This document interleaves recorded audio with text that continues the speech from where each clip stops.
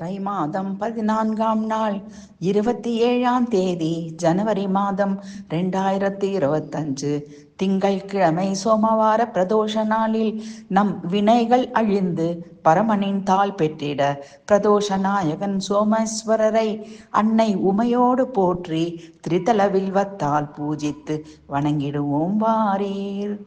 குளிர் மிகுந்த சடைமுடியையும் அதன் கண் பொருந்திய கொடிய பாம்பையும் கொக்கிரகையும் குளிர்ந்த மூமத்த மலரையும் சோதி இளம்பிரியையும் பொங்கி வரும் குளிர்ந்த கங்கை நதியையும் கொண்ட சோமசேகரனே போற்றி.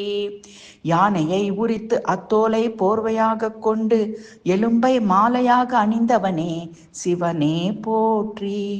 செக்கச்சி வந்த மேனியில் வெண்மை பளிச்சிடும் திருநீரு உருத்திராக்க மலைகளை அணிந்து பெருமானே போற்றி.